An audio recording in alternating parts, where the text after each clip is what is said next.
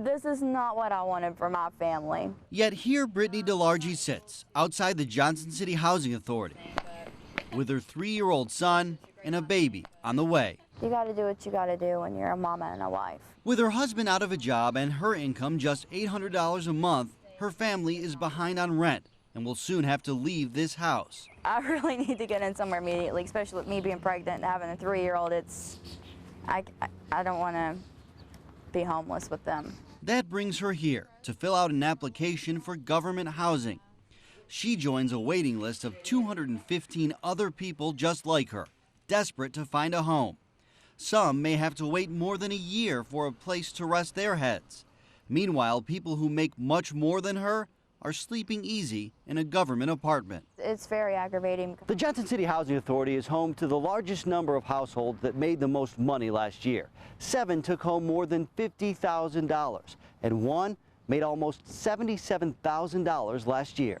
That's way over what I'm making, and I'm doing the best I can. The Housing Authority says those people came here, in some cases years ago, looking for help. Thanks to the government's assistance, they've since improved their situation. That was the goal. While they came here, they've achieved their goal. It'd be a good time for them to move on, you know, and do what they can if their situation allows them to do it. Now, the executive director thinks some of them are making enough to move out and buy their own home, which would open the door for those who really need a place to stay. Sure, I think that's our purpose here, is to provide low-income people that are struggling with housing, and that's our goal. Richard McLean believes some of these people are standing in the way of that, maybe even milking the system. You're not saying that all of them are taking advantage, but you feel pretty confident that some of them are taking advantage. Possibly some are. By law, the Housing Authority can't kick these people out, but it can encourage them to move. That's why the Housing Authority is raising rates for some of its tenants beginning September 1st. What you're saying is the government has served its purpose for these higher income people. Yes, I think so. They should move out and allow people who do need those facilities to move in. We presented our findings to Congressman Phil Rowe, who wondered if something needs to change at the federal level. Get the IG, the Inspector General, to look at the housing all over the country and find out this going on. The congressman promised action, starting with Congress's Oversight Investigation Subcommittee. Subsidized housing, that means that somebody's helping pay for your rent. That means a taxpayer is. We should be helping the neediest of people. He says if the problem is in fact widespread, the only solution would be to set income limits, something he says might be a good idea. People, as they go up the income ladder, which is a great thing, that means you're a taxpayer and so forth.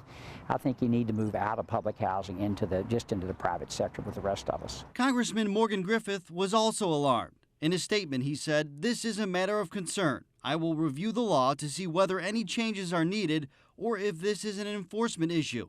Either way, it must be fixed so that people who really need the assistance receive it." It is aggravating at times because you know there's people here that make more than enough money. Despite her frustration, DeLargy is sympathetic too. What if those people have mental disabilities, or what if they're disabled themselves? After all, no matter their situation today, these people were at one point in her shoes. But she says no one has to worry about her overstaying her welcome. I don't want to live here forever. Right. I don't. I'd like to have my own house where my kids can say, this is my house and I grew up here. She promises once she's off the waiting list, she'll only stay as long as necessary. Nate Morabito, News Channel 11, in your corner.